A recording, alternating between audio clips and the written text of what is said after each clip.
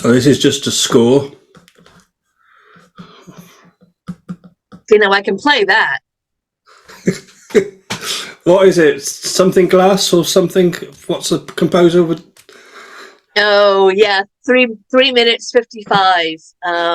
John Adams, I think. Put that in, and then I've made it 150, so I'm inputting it. I think this is why middle C is called middle C, because it's in the middle. Because one up, that is middle C as well as that one is being middle C, if that makes sense. The one in the middle, so that's C, and then I'm going to D, E, F, G, A, E. So does that make sense so far? That's yeah. Well, I took piano for about 9 months before I discovered theater, so I'm used to looking at. I can sit down at a piano and like pick out a melody. I'm going to repeat that.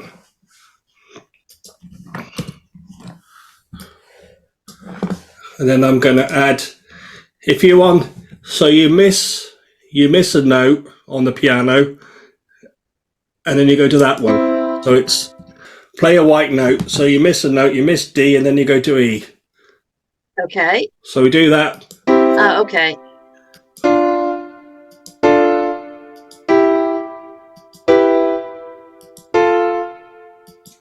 Oh. So they look like traffic lights. Yep. And these are called triads because there's 3 of them.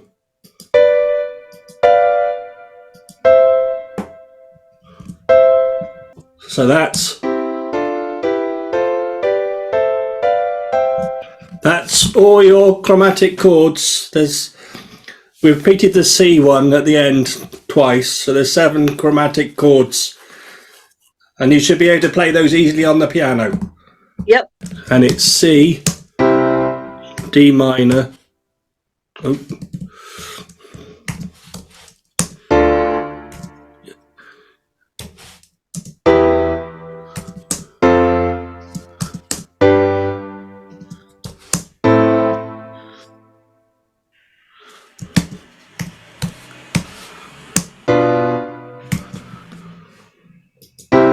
You've got 3 major chords, 3 minor chords, and 1 diminished chord.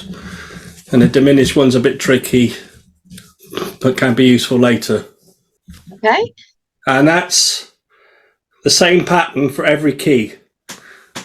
That's the major scale. You number these chords. That's a 2 chord. And I do them in Roman numerals. You've probably seen that as well. And they do small Roman numerals for the minor chords and large ones for the major chords. Ah, I did not know that.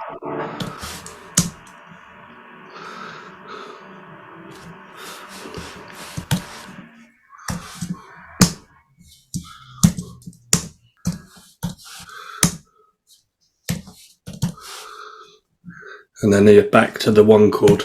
Those are the numbers, and they'll be the same in every key.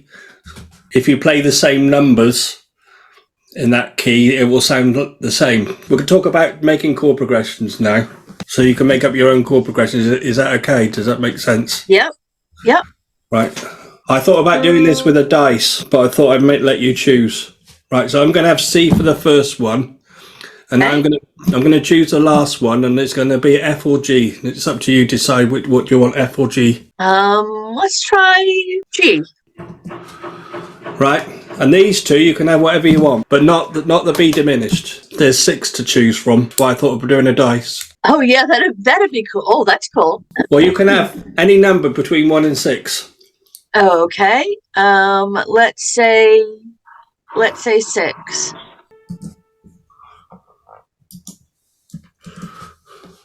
And the last one? I mean, the last one to choose? 4.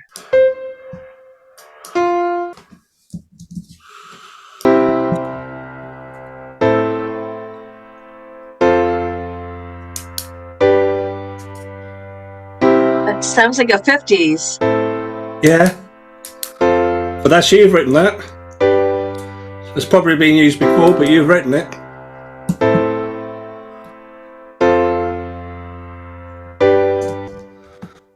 Would you like to do another one? Or Yeah. Yeah. So the last one, F or G? This one or this one? We'll try F this time.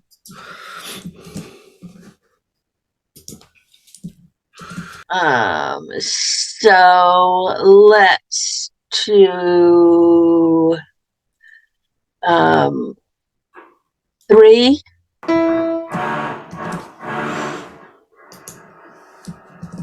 And then 2.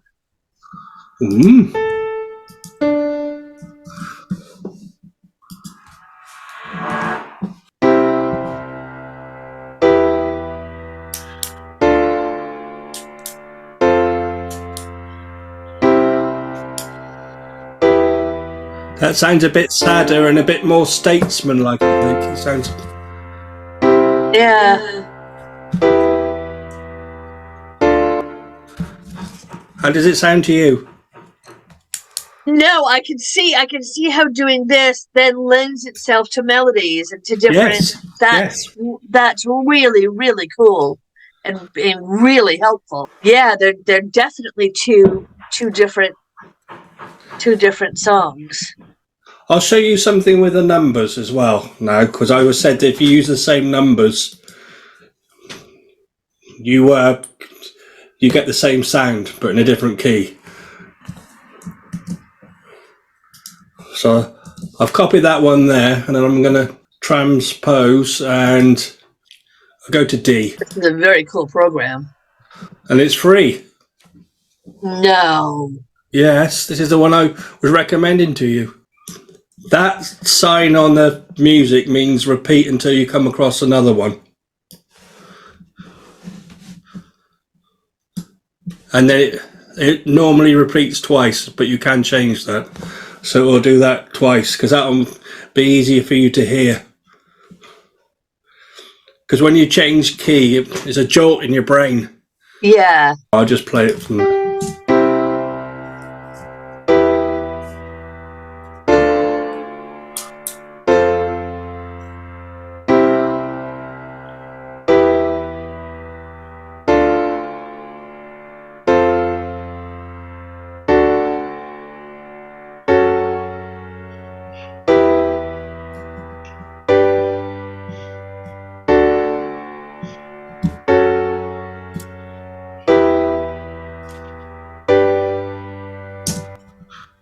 So when it plays it twice, you can feel that it's in the same key more. Yeah. They call this chord, the one chord is a tonic, and they call that home. So you're going home. That's the home for that key. Okay. So I think you can make, do you think you can make your own chord progressions, 4-bar chord progressions? Yeah. In C, I just shown you that this just stays the same. I would stick to C to start with. Yes, definitely. That's good, yeah, because you just play around with it and you don't know what it sounds like till you play it. I'll show you one more thing, and then I think that's enough. Okay.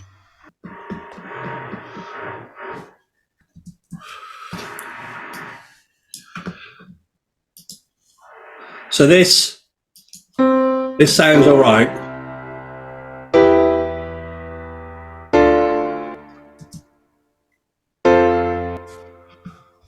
But what people do is something called voice leading. I'll show you what we'll do. That's a C note. It says it down there. Yep. Well, I'll move that C up to that C. If we make E the lowest note, so I'll move that D up to that D. So it's the same notes of the chord, but in a slightly different order. Right.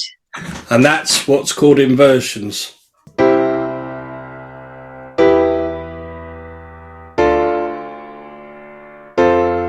Does that sound smoother to me? Yes.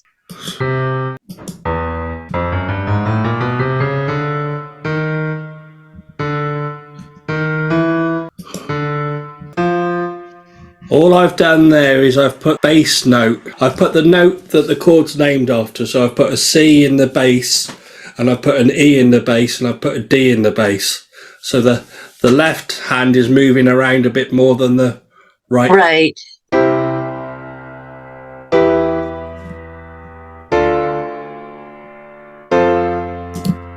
That's it. I think that's enough. That's cool. But you can play those on the keyboard now as well. Yeah. No, that's very cool. Okay, so that's cool. That's the first lesson. I'll stop the recording.